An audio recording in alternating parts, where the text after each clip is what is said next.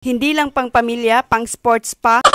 Hi guys! For today's vlog, nadaanan namin itong Bike and Bowl. Nung pauwi na kami, galing Lantaw, Jensan. Ano bang meron dito? Tara, samahan nyo ko. Nung pauwi na nga kami, ay naabutan kami ng ulan sa daan. Kaya sabi ko kay Papa Bear, bumalik tayo doon sa Bike and Bowl at doon na lang tayo mag-dinner. Magdadalawang isip ka talagang pumasok dahil aakalain mong mamahaling restaurant siya. Napaka-social kasing tingnan yung design, yung lights, and the menu. Post to see the menu. Meron din silang ganitong umikot-ikot na logo. Wow! O diba, social naman talagang tingnan, aakalain mo talagang nasa mamahaling restaurant ka. Yes! Habang hinihintay nga namin yung order namin, ay nag-ikot-ikot muna ako dito sa kanilang restaurant. Ang cute ng One Piece collection nila guys. Habang tinitingnan ko itong One Piece collection nila guys, parang gustong lumabas yung batang isip ko.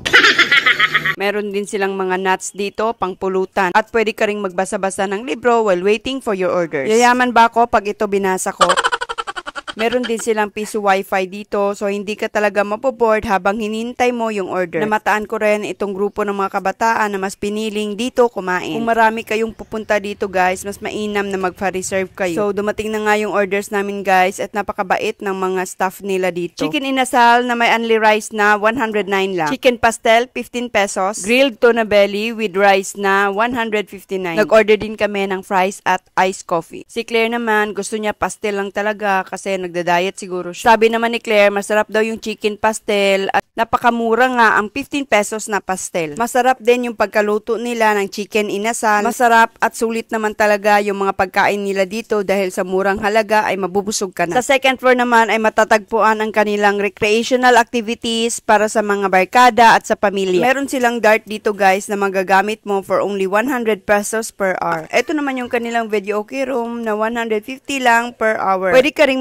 billiard for only 20 pesos per game. Habang hinihintay nga naming tumila ang ulan, ay dito kami muna nag-standby sa taas para maglaro ng billiard. Tinuruan nga kami dito ni Papa Dear kung paano maglaro ng billiard. Unexpectedly, nag-enjoy talaga kami dito sa Bike and Bowl at kitang-kita nyo naman yung happiness sa mga kilos ni Claire. First time nga niyang maglaro ng billiard. Nahirapan din siya nung una dahil left-handed siya.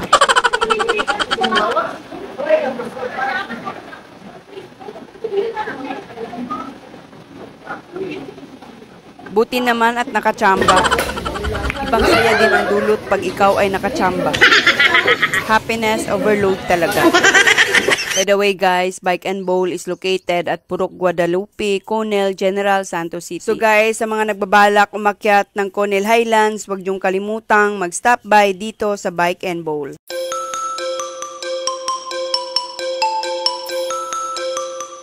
Are you looking for a place where you can pause, relax, and recharge with the overlooking view of General Santos?